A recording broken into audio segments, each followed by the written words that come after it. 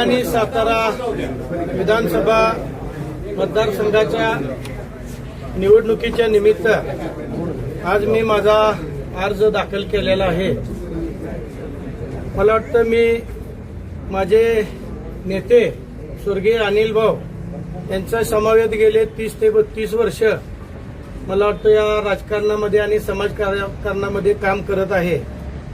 मी या 32 वर्षाच्या कालावधीमध्ये जी काय मित्रत्वाच्या नात्यानं सांगली असेल, सातारा जिल्हा असेल, या दोन्हीमध्ये एकत्रितरित्या जी माझी मित्रत्वाची संख्या आहे किंवा एकामेकाला जीवाला जीव देणाऱ्यांची जी संख्या अशी मी जी आजपर्यंत जी मिळवलेली आहे ती निश्चितपणानं ती संख्या मोठी आहे.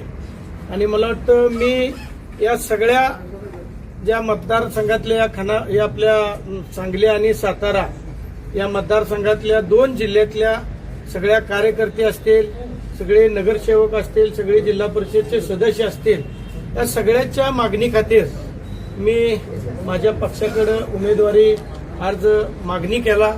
मला वाटतं मी माझे नेते आमदार सुहास भैया आणि या सांगलीचे पालकत्व घेतलेले मंत्री शंभूराजे देसाई ही सगळीजण जाऊन आम्ही एकनाथ शिंदे साहेबांकडे उमेदवारी मागितलेली आहे. आणि शिवसेनेच्या वतीनं मी आज माझा इथं मला वाटतं अर्ज दाखल केलेला आहे. बाकी आपल्याला मदत करणारे जे मित्र पक्ष आहेत ते मदत करा असं वाटतं का आपल्याला? मला वाटतं राजकारणामध्ये मी जादा शत्रुत्व कधी कुणाचं संघ केलेलंच नाही आणि निश्चितपणानं माझी मित्रत्वाची संख्या जास्त आहे. त्यामुळं मी निश्चितपणानं मला जी सगळ्या पक्षाची लोक आहेत ती मदत करतील अशी मी निश्चितपणाने अपेक्षा बाळगतो. पण महायुतीकडून अद्याप या जागेवरचा निर्णय अजून जाहीर झालेला नाही. भाजपचा या ठिकाणी जागेवर दावा आहे असं असताना तुम्ही त्या महायुतीतला पक्ष असताना उमेदवारी अर्ज भरताय? नाही, दावा ही सगळी करतात, आम्ही दावा करतोय. आमची संख्या 120 पर्यंत आहे दोन्ही जिल्ह्यामध्ये. आता जो काही पक्ष निर्णय घेतील, आमचे पक्षाचे नेते आहेत एकनाथरावजी शिंदे साहेब, ते जे निर्णय घेतील ते आम्ही पुढे चालू. तर काय भाजपनं जर उमेदवार दिला तर तुमची पुढची काय? नाही, आता कसं आहे, एखादा अर्ज आपण पक्षाकडून भरला तर तो पक्षाचा एबी फॉर्म जोडला नाही म्हणून काही तो बाद होत नाही. आता 10 सूचक लागतात आणि 10 सूचकाच्या मार्फत आपण अर्ज भरलेला आहे.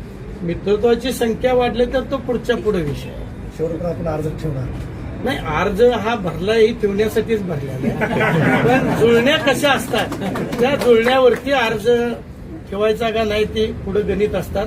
आणि निश्चितपणानं मला वाटतं या 2 जिल्ह्यामध्ये माझी मित्रत्वाची संख्या जास्त आहे राजकारणामध्ये आणि एकामेकाला आम्ही मदतीला आलेलो आहे. त्यामुळं मला वाटतं निश्चितपणानं जी मित्र आहेत ती माझ्या मदतीला आल्याशिवाय राहणार नाही. वेळ आली तर पट बदलण्याची तयारी आहे? नाही, असं काय नाही. ते आता सध्या जर मी पक्षाकडे भरलेलं आहे, पक्षावर मी निष्ठेनं काम करतोय.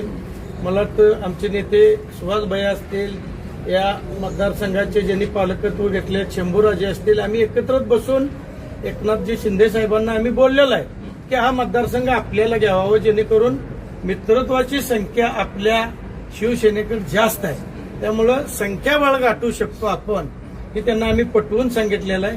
आणि निश्चितपणानं हा मतदारसंघ आम्हाला सुटेल असे आमची अपेक्षा आहे. मित्र म्हणजे कोण? राष्ट्रवादी अजित पवार तर तुमच्यासोबत नाही, सगळ्या समवेतच आहेत. अजितदादांचे बी आहेत, बाकी इतर पक्ष जे आहेत आपल्या 2 जिल्ह्यामध्ये त्याच्यातही आपली मित्रत्वाची संख्या जास्त आहे. साताऱ्याची नाराजी अजून कायम आहे शिवसेनेकडे?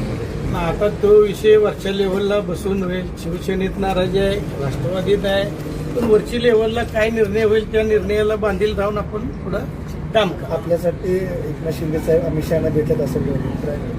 नाही, आता ते वरच्या लेव्हलला असते. आम्ही ज्या वेळेला त्यांना भेटलो ते तिथून दिल्लीला गेले. पण जे काय ते फायनल हायकमांड जो निर्णय घेईल त्या निर्णयाप्रमाणेच आहे. थँक्यू.